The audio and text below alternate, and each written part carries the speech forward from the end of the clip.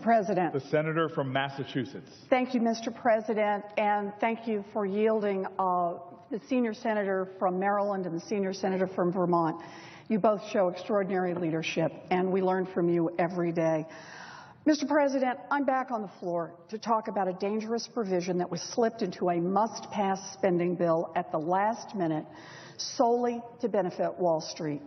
This provision would repeal a rule called, and I'm going to quote the title of the rule, Prohibition Against Federal Government Bailouts of Swaps Entities. On Wednesday, I came to the floor to talk to Democrats, asking them to strip this provision out of the omnibus bill and protect taxpayers.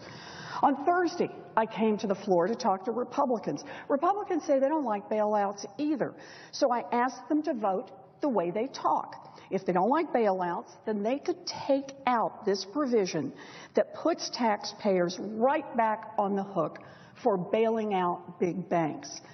Today, I'm coming to the floor not to talk about Democrats or Republicans, but to talk about a third group that also wields tremendous power in Washington, Citigroup. Mr. President, in recent years, many Wall Street institutions have exerted extraordinary influence in Washington's corridors of power. Citigroup has risen above the others. Its grip over economic policy making in the executive branch is unprecedented. Consider just a few examples. 3 of the last 4 Treasury secretaries under Democratic presidents have had close Citigroup ties. The 4th was offered the CEO position at Citigroup, but turned it down. The vice chair of the Federal Reserve System is a Citigroup alum. The undersecretary for international affairs at Treasury is a Citigroup alum.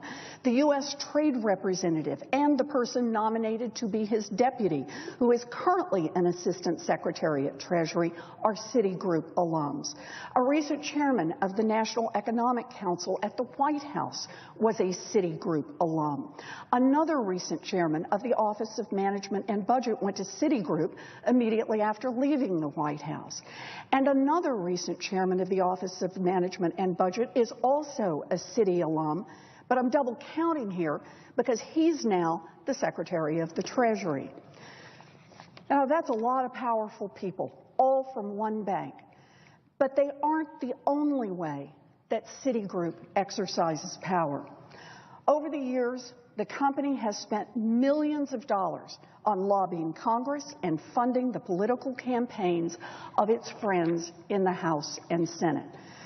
Citigroup has also spent millions trying to influence the political process in ways that are far more subtle and hidden from public view.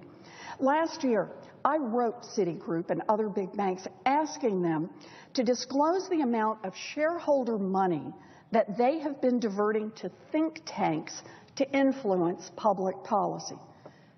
Citigroup's response to my letter, stonewalling. A year has gone by, and Citigroup didn't even acknowledge receiving my letter. Citigroup has a lot of money. It spends a lot of money, and it uses that money to grow and consolidate power, and it pays off. Consider a couple of facts. Fact 1, during the financial crisis, when all the support through TARP and from the FDIC and the Fed is added up, Citi received nearly $500 billion in bailouts. That's $500 billion with a T. That's almost $140 billion more than the next biggest bank got. Fact 2, during Dodd-Frank, there was an amendment introduced by my colleagues, Senator Brown and Senator Kaufman, that would have broken up Citigroup and the other largest banks. Now, that amendment had bipartisan support, and it might have passed, but it ran into powerful opposition from an alliance between Wall Streeters on Wall Street and Wall Streeters who held powerful government jobs. They teamed up and they blocked the move to break up the banks. And now Citi is larger than ever. The role that senior officials played from the Treasury Department played in killing the amendment wasn't subtle. A senior Treasury official acknowledged it at the time in a background interview with New York Magazine. The official from Treasury said, and I'm going to quote here, "If we'd been for it, it probably would have happened. But we weren't, so it didn't." That's power. Mr. President, Democrats don't like Wall Street bailouts. Republicans don't like Wall Street bailouts. The American people are disgusted by Wall Street bailouts. And yet, here we are, 5 years after Dodd-Frank, with Congress on the verge of ramming through a provision that would do nothing for the middle class, do nothing for community banks, do nothing but raise the risk that taxpayers will have to bail out the biggest banks once again. You know, there's a lot of talk lately about how Dodd-Frank isn't perfect. There's a lot of talk coming from Citigroup about how Dodd-Frank isn't perfect. So let me say this to anyone who is listening at Citi. I agree with you. Dodd-Frank isn't perfect. It should have broken you into pieces. If this Congress is going to open up Dodd-Frank in the months ahead, then let's open it up to get tougher, not to create more bailout opportunities. If we're going to open up Dodd-Frank, let's open it up so that once and for all, we end too big to fail. And I mean really end it, not just say that we did. Instead of passing laws that create new bailout opportunities for too big to fail banks, let's pass Brown-Kaufman. Let's pass the bipartisan 21st Century Glass-Steagall Act, a bill I've proposed with John McCain, with Angus King, and Maria Cantwell. Let's pass something, anything, that would help break up these giant banks. A century ago, Teddy Roosevelt was America's trust buster. He went after the giant trusts and monopolies in this country. And a lot of people talk about how those trusts deserve to be broken up because they had too much economic power. But Teddy Roosevelt said, we should break them up because they had too much political power. Teddy Roosevelt said, break them up because all that concentrated power threatens the very foundations of our democratic system. And now we're watching as Congress passes yet another provision that was written by lobbyists for the biggest recipient of bailout money in the history of this country. And it's attached to a bill that needs to pass, or else the entire federal government will grind to a halt. Think about that kind of power. If a financial institution has become so big and so powerful that it can hold the entire country hostage, that alone is reason enough to break them up. Enough is enough. Enough is enough, with Wall Street insiders getting key position after key position and the kind of cronyism that we have seen in the executive branch. Enough is enough, with Citigroup passing 11th hour deregulatory provisions that nobody takes ownership over, but everybody will come to regret. Enough is enough. Washington already works really well for the billionaires and the big corporations and the lawyers and the lobbyists.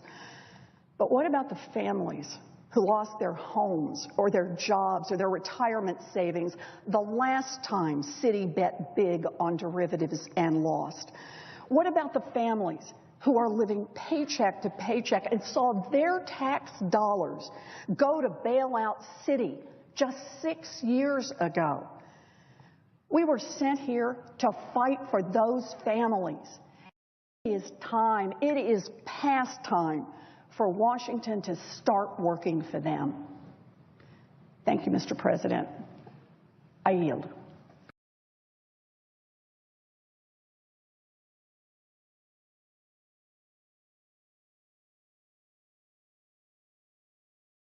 Now, if you follow the lead of the senator from Massachusetts and bring this bill down and do a CR, which is the worst possible way to run the government, I tell you what comes your way. It's what came our way.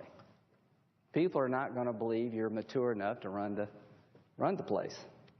70% of the Democrats in the House voted against this bill, and 3 out of 4 Republicans voted to get it over here. A level of maturity and judgment I haven't seen in my party in quite a while. Speaker Boehner and your team, well done. To the 70% of the Democrats, I'm sure on MSNBC you're going to be well thought of, and on the liberal version of talk radio, you're a hero. And you'll have your moment with that crowd. I can promise you this. There are people on our side that are having their moment on other channels. But 1/3 of the almost Democratic Party resisted that temptation. And I know how they feel. Some will get a primary. I had 6 primary opponents. I am glad I did not follow the lead of people who were trying to get me to shut down the government because I felt I was wrong. That's not the way to run a country. So here's what the senator said. For these right-wing minority hostage-taking is all they have left. A last gasp for those who cannot cope with the realities of our democracy. The time has come for those legislators who cannot cope with the reality of our democracy to get out of the way. Those were good words then, and you should read them now and apply them to yourself. What you're offering, there's plenty of people on our side would serve it up too. What you're offering is to take one part of a complicated bill and try to convince people throughout the country that some horrible wrong has been done, and the rest of us who want to get on with governing, we're the problem. My advice, don't follow her lead. She's the problem.